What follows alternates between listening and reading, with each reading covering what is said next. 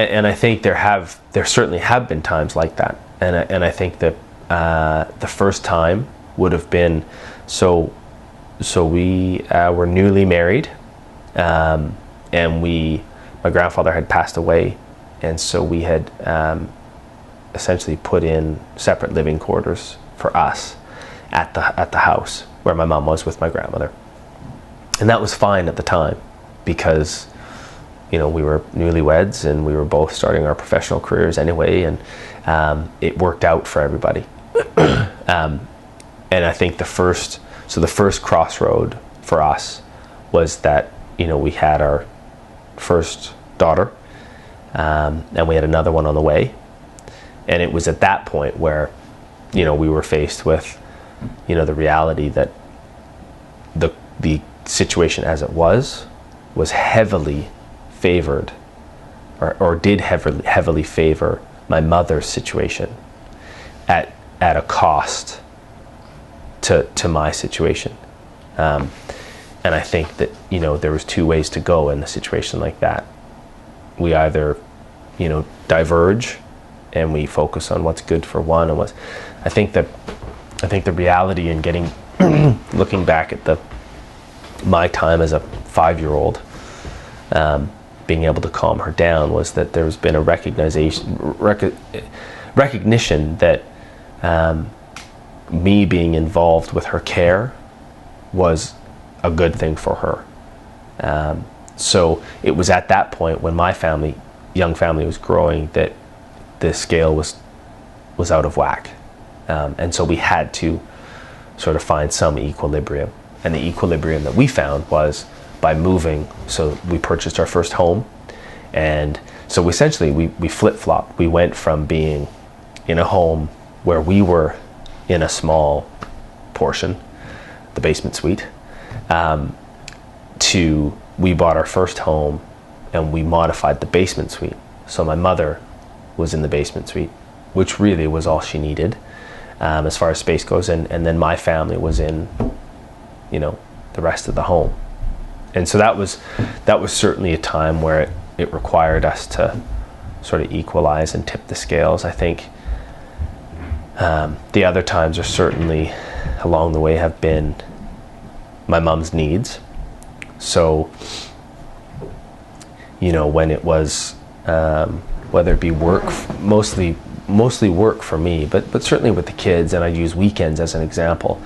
So for a while I was doing, I'd work Monday to Friday, and then I would, on my weekends, when the kids were young, and they were napping, etc., and not doing all the great things they do now, that's when I was more available to be a caregiver. And so I could do that easily. And then as that changes and the kids get older, my weekends become a little bit more difficult to juggle. And so it required, again, a shift in the sense of, in fairness to my mother's needs that were changing, I couldn't do both. I couldn't sort of juggle. And so that would be another point where, again, it requires a constant acceptance of the fact that it's pretty hard to separate the needs of both.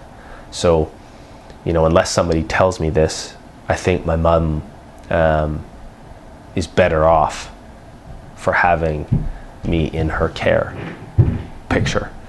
And yet at the same token, there's a recognition that I'm no good to her if the rest of my work-life balance isn't quite in sync. So I think I don't think it's a static thing. I think it's a dynamic process where, now my kids are, my oldest is in high school. And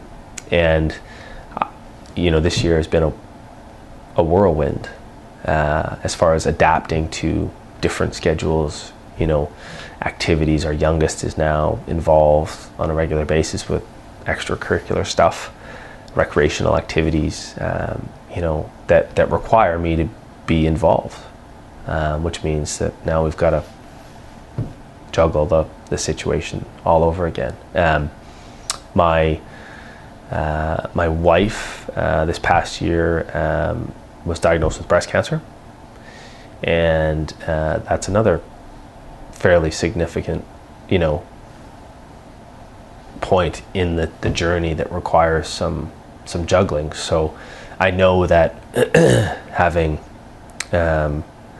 lived my parents' experience as a young family, losing one of them, my mom, to the brain injury, I know for me, and again, the life lesson, if there is one out of this whole thing,